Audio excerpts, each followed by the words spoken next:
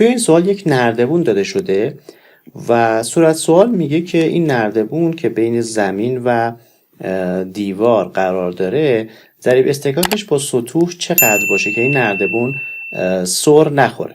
خب قبل از حل مسئله دقت بکنید، مثلثی که اینجا داریم یک مثلث با نسبت 3 4 5 هست، یعنی 24 32 نسبتاشون به 8 اگر تقسیمشون بکنید 3 4 میشه و این مثلث این طرف هم نسبت 5 رو وتر 5 رو خواهد داشت. پس اگر این زاویه رو تتا اسم گذاری بکنیم، تانژانت تتا نسبت ضلع مقابل به مجاور داره، کوسینوس تتا نسبت مجاور به وتر رو داره و سینوس تتا نسبت مقابل به وتر رو خواهد داشت. پس نسبت‌های مثلثاتی این مثلث رو داریم. خب این نردبون توی دو تا نقطه با زمین یا با سطوح اتصال در تماس هست. یکی در نقطه آ که نیروی N1 بهش وارد میشه و یک نیروی ناشی از اصطکاک به اسم مو N1. یکی هم اینجا یک نیرو بهش وارد میشه نقطه B به اسم N2 و یک نیروی موازی سطح هم به اسم مو N2 بهش وارد میشه. خب دقت کنید الان زاویه‌ای که مو N2 با عمود میسازه این زاویه تتا هست و زاویه‌ای هم که N2 با افق میسازه زاویه تتا هست، به خاطر اینکه این دوتا نیروی N2 و مو N2 به هم عمود هستن. خب حالا بریم سراغ روابط تعادل برای این نردبون. فرض کنید که طول نردبون هم L باشه و وزن نردبون هم باشه W. خب اول یک رابطه گشتاور بنویسیم. رابطه گشتاور رو حول نقطه B می نویسم، سیگما M حول نقطه B برابر با 0. خب نیروهای اینجا هست میشه، نیروی W میمونه، میشه W ضرب در فاصلش تا نقطه B این فاصله. خب اگر نصف نردبون باشه L دوم و این زاویه هم داریم 60 درجه، پس فاصله در از گشتاورگیریمون میشه L دوم ضرب در کوسینوس 60 درجه. پس W ضرب در L دوم کوسینوس 60 درجه. این مقدار بایستی به اضافه این گشتاور پادساعتگرد ایجاد میکنه. گشتاور مو N1 هم پادساعتگرد خواهد بود حول نقطه B. پس میذارم به اضافه مو N1 ضرب در فاصلش تا این نقطه که میشه L سینوس 60 درجه. پس ضرب در L سینوس 60 درجه. گشتاور N1 گشتاور معکوس ایجاد میکنه به صورت ساعتگرد. پس میذارم مساوی با N1 ضرب در فاصلش، این فاصله میشه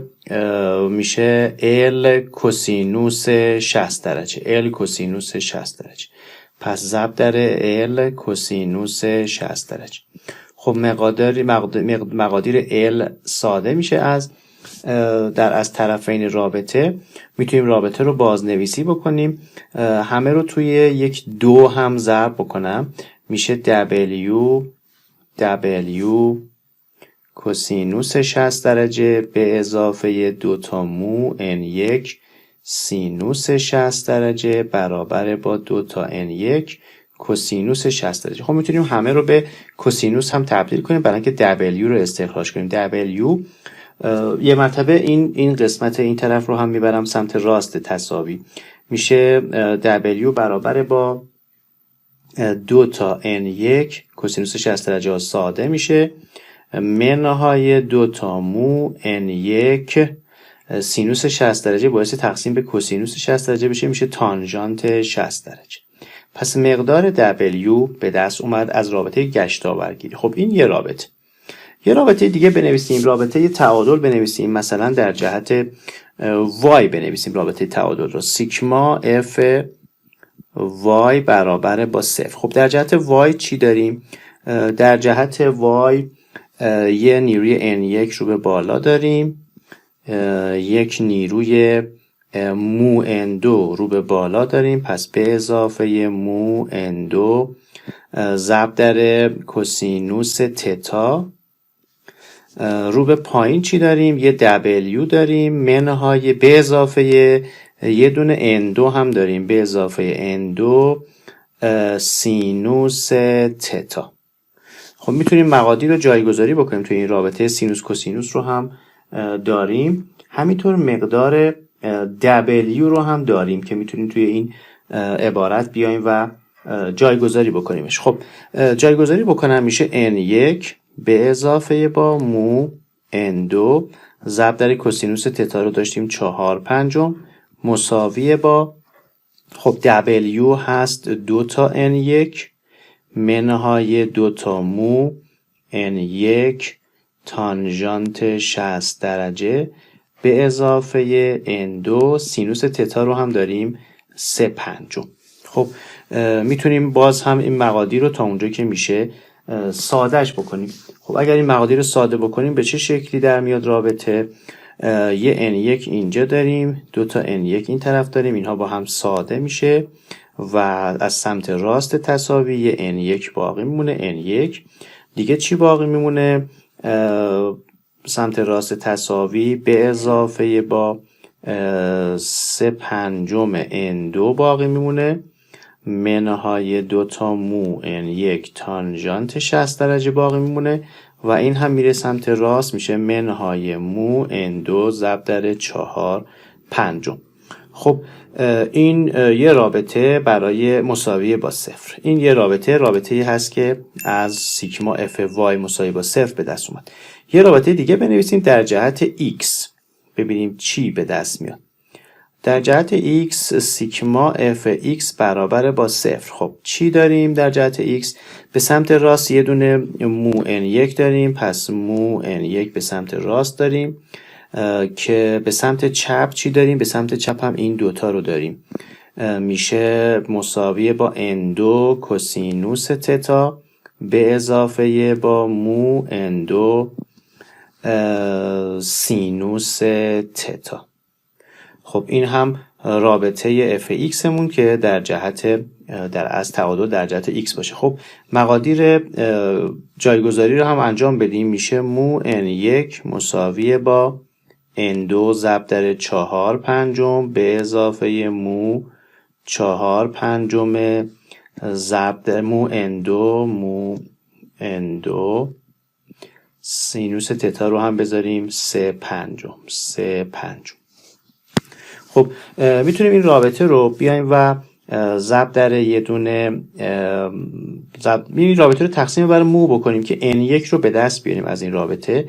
N1 میشود 4/5 1 مو ضرب در N2 به اضافه با 3/5 N2. پس N1 رو از این رابطه به دست آوردیم. خب میتونیم N1 رو که از این رابطه به دست آوردیم توی رابطه در اصل N2 خودمون توی این رابطه بیایم و جایگذاری کنیم. پس N1 رو توی رابطه بالا جایگذاری میکنم. چی به دست میاد؟ جایگذاری بکنیم. میشه 4/5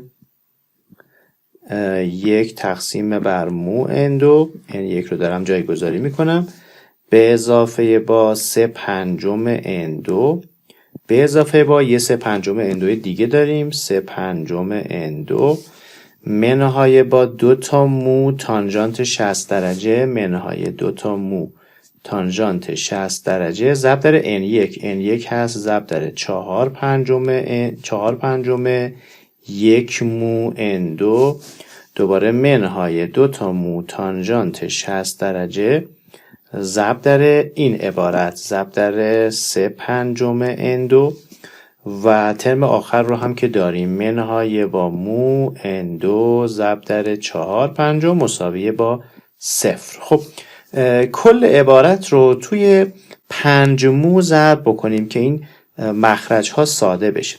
از ترم اول میشه 4 تا N2، ترم دوم میشه 3 تا مو N2، ترم سوم میشه 3 تا مو N2، ترم چهارم توی 5 مو ضرب کنیم مخرج ساده میشه منهای 2 ضرب در 4 میشه 8 منهای 8 تا تانژانت 60 درجه مو اندو و ترم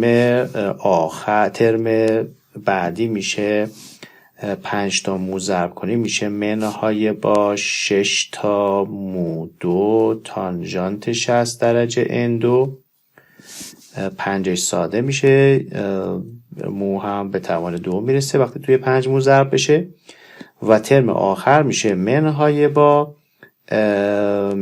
با 4 تا مو 2 اندو منهای 4 تا مو 2 اندو مساوی با 0. خب مقدار اندو ها هم توی همه ترم ها هست پس میتونیم مقدار اندو رو از همه ترم ها حذف کنیم. خب ساده شده چی میشه؟ میشه 4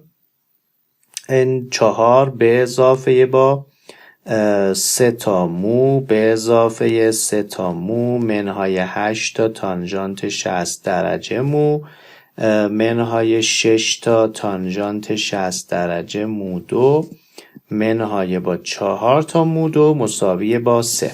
خب میتونیم همه مقادیر مو 2 ها رو با هم جمع کنیم. 4 به اضافه 6 تا تانژانت 60 درجه میشه 14 و 14 ببرمش اون طرف تساوی میشه 14 و 14 مو 2. این ترم های مو رو هم با هم جمع کنیم. 6 منهای 8 ضرب در تانژانت 60 درجه میشه منهای 7 و 8 اگر ببریمش اون سمت تساوی میشه به اضافه 7 و 8 مو و یه 4 هم داریم که میره اون سمت میشه منهای با 4 مساوی با 0. خب یه معادله درجه 2 هست که بایستی حل بشه. معادله درجه 2 ریشه هاش به این صورت حل پیدا میشد که میشد منهای b در مثبت و منفی رادیکال دلتا تقسیم بر 2a. دلتا هم بود b2 منهای 4 تا ac. این مال معادله بود که به این شکل باشه ax2 به اضافه bx به اضافه c مساوی با 0. این حل معادله درجه 2. خب از این حل استفاده میکنیم برای پیدا کردن ریشه های مو میشود منهای b میشه منهای 7 و 8 به اضافه و منهای رادیکال b2 7 و 8 به توان 2 منهای 4 ضرب در 4. این علامت منفی داره پس مثبت میشه ضرب در 14 و 14 تقسیم بر 2 ضرب در 14 و 14 مطابق رابطه ای که داریم. خب ترم منفیش رو که نمیتونیم حساب کنیم چون ضریب اصطکاک نمیتونه منفی باشه و فقط ترم مثبتش رو بایستی در نظر بگیریم. ضریب اطمینان حتما عددی مثبت هست. مقدار رو که حساب بکنیم مقدار ضریب اصطکاک میشه ممیز 32 ضریب اصطکاک لازم برای اینکه این نردبون سر جای خودش باقی بمونه.